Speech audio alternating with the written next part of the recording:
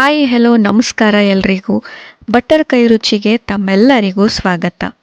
ಇವತ್ತು ನಾನು ಬಸಳೆ ಸೊಪ್ಪಿನಿಂದ ಕರಕ್ಲಿಯನ್ನು ಹೇಗೆ ಮಾಡೋದು ಅನ್ನೋದನ್ನು ನಿಮ್ಮೆಲ್ಲರಿಗೂ ತೋರಿಸ್ಕೊಡ್ತಾ ಇದ್ದೀನಿ. ಇದು ನಮ್ಮ ಹವ್ಯಕರ ಸ್ಪೆಷಲ್ ಅಂತಲೇ ಹೇಳ್ಬೋದು. ಕರಕ್ಲಿ ಅನ್ನೋದು ಕೆಸುವಿನ ಸೊಪ್ಪಿನಿಂದ ನಾರ್ಮಲಿ ಮಾಡ್ತಾರೆ, ಬಟ್ ಇದು ಬಸಳೆ ಸೊಪ್ಪಿನಿಂದ ಮಾಡಿದ್ದೀನಿ. ತುಂಬಾ ಚೆನ್ನಾಗಾಗತ್ತೆ, ನೀವು ಟ್ರೈ ಮಾಡಿ.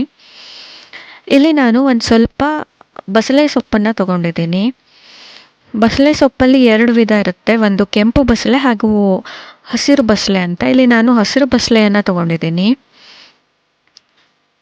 ಇದನ್ನು ಸಣ್ಣದಾಗಿ ಹೆಚ್ಕೋಬೇಕು. ಇದರಲ್ಲಿ ದಂಟನ್ನು ಕೂಡ ಹಾಕಿದ್ದೀನಿ ನಾನು. ಹಾಗೆಯೇ ಇದಕ್ಕೆ ಸ್ವಲ್ಪ ನೀರನ್ನು ಹಾಕ್ಕೊಳ್ತಾ ಇದ್ದೀನಿ. ಸ್ವಲ್ಪ ಹಾಕ್ಕೊಂಡ್ರೆ ಸಾಕು, ಅಂದರೆ ಇದು ಬೇಯೋದಕ್ಕೆ ಎಷ್ಟು ಬೇಕು ನೋಡಿಕೊಂಡು ಅಷ್ಟನ್ನು ಹಾಕ್ಕೋಬೇಕು. ಇವಾಗ ಇದನ್ನು ಬೇಯೋದಕ್ಕೆ ಇಡ್ತಾ ಇದ್ದೀನಿ ನಾನು. ಹಾಗೆ ಇದಕ್ಕೆ ಒಂದು 7ರಿಂದ 8 ಸಣ್ಣ ಮೆಣಸನ್ನು ಹಾಕ್ತಾ ಇದ್ದೀನಿ. ಗಾಂಧಾರಿ ಮೆಣಸು ಅಂತಲೂ ಕರೀತಾರೆ. ಸಣ್ಣ ಮೆಣಸು ಇಲ್ಲ ಅನ್ನೋರು ನೀವು ಹಸಿ ಮೆಣಸನ್ನು ಹಾಕ್ಕೋಬೋದು. ಹಾಗೆಯೇ ಒಂದು 4ರಿಂದ 5 ಬೆಳ್ಳುಳ್ಳಿ ಮತ್ತು ಒಂದು ಸ್ವಲ್ಪ ಉಪ್ಪು, ರುಚಿಗೆ ತಕ್ಕಷ್ಟು ಉಪ್ಪನ್ನು ಹಾಕ್ತಾ ಇದ್ದೀನಿ.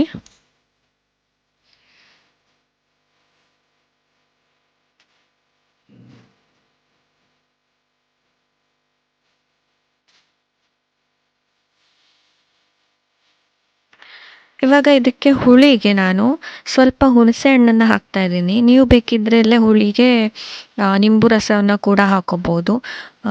ನಾನಿಲ್ಲಿ ಹುಣಸೆ ಹಣ್ಣನ್ನು ಹಾಕ್ತಾ ಇದ್ದೀನಿ. ಇದನ್ನು ಇವಾಗ ಒಂದ್ಸಲ ಚೆನ್ನಾಗಿ ಮಿಕ್ಸ್ ಮಾಡಿಕೊಂಡು ಇದನ್ನು ಬೇಯೋದಕ್ಕೆ ಬಿಡಬೇಕು.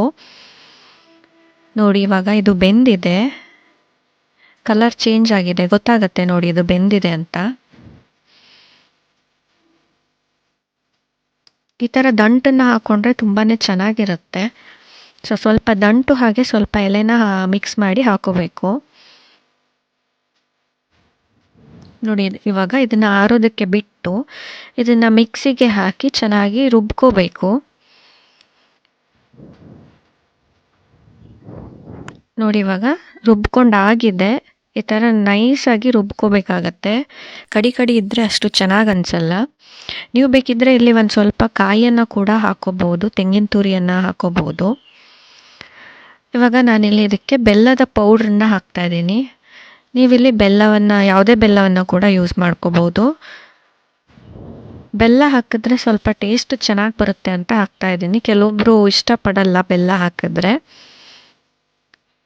ಇದನ್ನು ಇವಾಗ ಬಿಸಿ ಮಾಡೋಕೆ ಇಡಬೇಕು. ಮತ್ತೆ ಈ ಕಡೆ ನಾವಿಲ್ಲಿ ಒಂದು ಒಗ್ಗರಣೆಯನ್ನು ರೆಡಿ ಮಾಡ್ಕೊಬಿಡೋಣ. ನೋಡಿ, ಒಂದು ಸ್ವಲ್ಪ ಎಣ್ಣೆಯನ್ನು ಕಾಯೋದಕ್ಕೆ ಇಟ್ಟಿದ್ದೀನಿ. ಇದಕ್ಕೆ 1 ಸ್ಪೂನಷ್ಟು ಸಾಸಿವೆ, ಹಾಗೆ ಒಂದು ಅರ್ಧ ಸ್ಪೂನಷ್ಟು ಓಂಕಾಳನ್ನು ಹಾಕ್ತಾಯಿದ್ದೀನಿ. ಮತ್ತು ಒಂದು ಸ್ವಲ್ಪ ಜಜ್ಜಿರೋ ಬೆಳ್ಳುಳ್ಳಿಯನ್ನು ಹಾಕ್ತಾಯಿದ್ದೀನಿ. ಇಲ್ಲಿ ಓಂಕಾಳು ಮೇನ್ ಅಂತಲೇ ಹೇಳ್ಬೋದು, ಯಾಕೆಂದರೆ ಇದು ಒಂದು ಒಳ್ಳೆ ಟೇಸ್ಟನ್ನು ಕೊಡುತ್ತೆ ಕರಕ್ಲಿಗೆ. ಹಾಗಾಗಿ ಸಾಮಾನ್ಯವಾಗಿ ಕರಕ್ಲಿ ಮಾಡೋತ್ತಿಗೆ ಎಲ್ಲರೂ ಓಂಕಾಳನ್ನು ಹಾಕ್ತಾರೆ. ಇವಾಗ ಬೆಳ್ಳುಳ್ಳಿ ಸ್ವಲ್ಪ ಕೆಂಪಾಗೋವರೆಗೂ ಇದನ್ನು ಚೆನ್ನಾಗಿ ಫ್ರೈ ಮಾಡ್ಕೋಬೇಕು.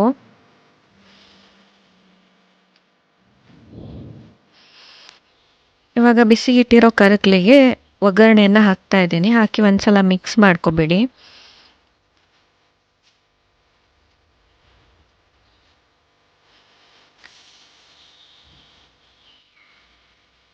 ನೋಡಿ, ಇವಾಗ ಕರಕ್ಲಿ ರೆಡಿಯಾಗಿದೆ. ಇದನ್ನು ಚೆನ್ನಾಗಿ ಬಿಸಿ ಮಾಡಿಕೊಂಡ್ರೆ ಆಯಿತು.